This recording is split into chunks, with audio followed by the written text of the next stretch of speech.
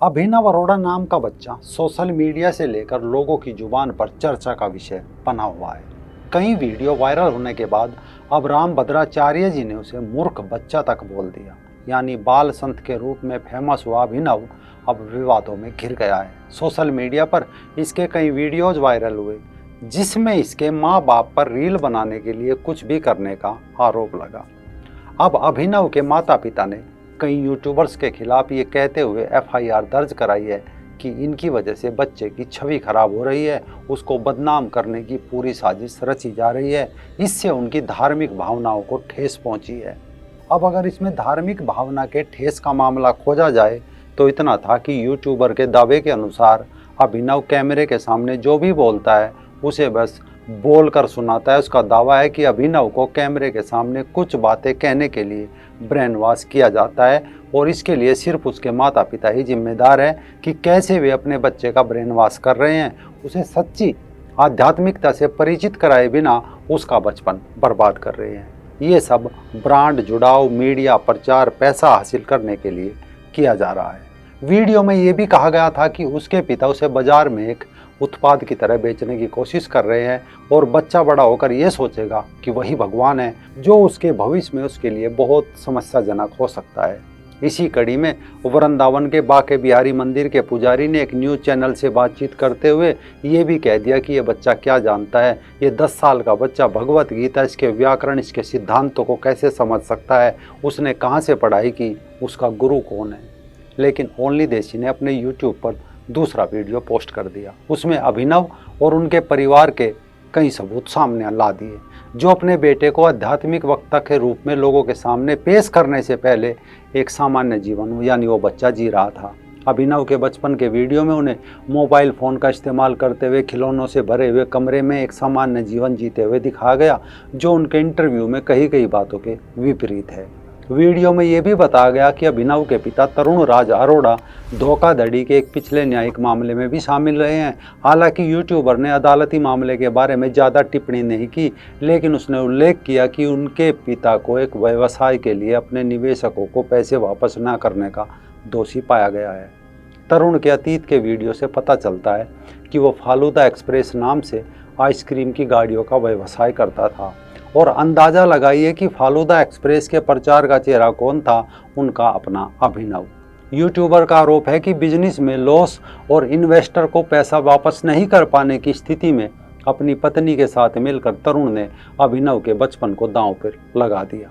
Video के अंत में उनका एकमात्र दृष्टिकोण ये भी था कि अभिनव आध्यात्मिक वक्ता होने के योग्य नहीं है। वह न केवल अपने अनुयायियों को गुमराह करेगा, बल्कि उसके अनुयायी ये भी सोचना शुरू कर देंगे कि हिंदू धर्म में ज्ञान उच्च कोटि का नहीं है, यह तो सिर्फ अंधविश्वास, पूजा पाठ, नाच कूद, ड्रामे का धर्म है।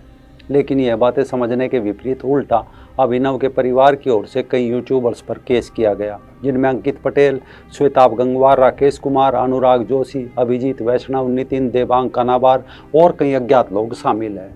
अब सवाल है, आखिर इस केस से अभिनव का परिवार क्या साबित करना चाहता है? यही कि लोग डर जाए और उनके बेटे के नाटक पर कोई सवाल ना उठाए।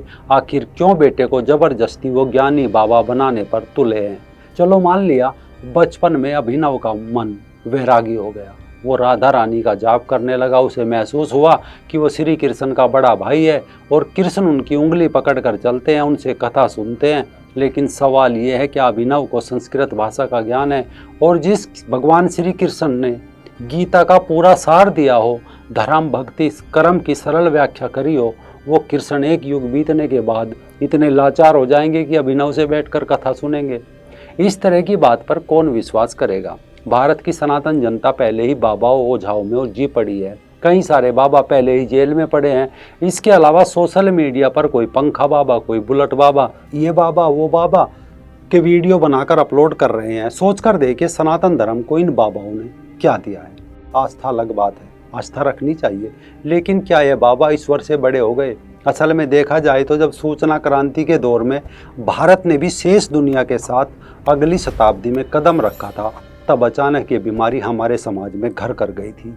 जहाँ चाइना से लेकर यूरोपीय देश विज्ञान और टेक्नोलॉजी के माध्यम से अपना भविष्य बनाने में जुटे थे, तब हम अपना हाथ बाबाओं के हाथ में देकर बैठ गए थे। जब वहाँ के लोग टीवी आदि संचार के माध्यम से विज्ञान का प्रसारण करके अपनी अगली पीढ़ी को ज्ञान और आधुनिकता से जोड़ रहे थे, तब भारत को रसातल में पहुंचाने के लिए टीवी पर सुबह सुबह इक्का दुक्का बाबाओं का आगमन शुरू हो गया था। सूचना क्रांति के इस माहौल में दाती महाराज जैसे लोग आधुनिक भारत की उपज थी, जो कैमरा और टीवी की भाषा और लोगों की मनोवृत्ति से अच्छी तरह परिचित हो चुके थे। धर्म से बिजनेस को जोड़ने का ये एक ऐसा शॉर्टकट था कि अन्य बड़े बड़े चैनल इस बाबा से भविष्य पूछते रह गए। बहरहाल देखा देखी सुबह का 1 घंटा ज्योतिष बाबाओं के नाम का कर दिया गया। सभी चैनल धर्म से व्यापार की इस बहती धारा में टीआरपी की डुबकी लगाने लगे। बड़े बड़े उद्योगपति से लेकर राजनेता हो या अभिनेता इसमें रुचि लेते दिखाई दिए। भला मध्यम वर्ग पाखंड की इस खुराक से कहाँ पीछे रहने वाला था। धर्म के सच्चे रक्षक और ज्ञानी जन हैरान थे, तो धर्म की झूठी व्याख्या करके अधर्म और पाखंड की एक नई अनोखी स्थापना हो रही थी।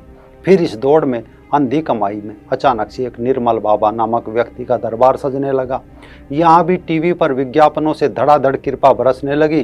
बाबा किसी को कोई बड़ी तपस्या या धार्मिक आचरण की सलाह नहीं देते थे, बस छुटपुट काम थे, जैसे किस रंग के पर्स में पैसा रखना है, अलमारी में 10 के नोट की एक गड्डी रखना है, लाल चटनी से समोसा खाना है, सोमवार को 1-2 लीटर दूध चढ़ाना है, आदि आदि। अचानक इस व्यापार में मुसलमान भी हाथ आजमाने लगे। आसिफ नाम का मुसलमान हिंदू आंसू महाराज बनकर टीवी मीडिया के जरिए करोड़ों में खेलने लगा। न केवल खेलता बल्कि हिंदू महिलाओं की आबरू भी लूटने लगा। जब पकड़ा गया तो कहता है कि हिंदू पागल है, किसी पर भी विश्वास कर लेते हैं। इस कारण वो हिंदू बाबा बनकर बैठ गया था। शायद इसी व्यापारवाद के चलते ही कई लोग स्वयंभू बाबा, साधु, संत कुकुरमुत्तों की तरह पैदा होकर टीवी चैनलों पर बैठे रहे। अब तो सोशल मीडिया का युग है। टीवी छोड़कर अपने खुद के चैनल बना लिए। अपने अगले पल की जानकारी ने भले ही ना हो, पर लोगों के भविष्य को आर पार शीशे की तरह देखने का ऐसा ढोंग रचते हैं कि इंसान अपनी जमा पूंजी तक इन्हें सौंप देता है। कहा जाता है जब व्यक्ति धर्म के मार्ग से भटक जाते हैं तब ठग लोग बाजार में उतर जाते हैं और भोली भाली जनता को भगवान, परलय, ग्रह, नक्षत्र और भाग्य से डराकर लूटते हैं। आम लोगों को डराने के लिए इनके पास कुछ प्रसिद्ध वाक्य होते हैं।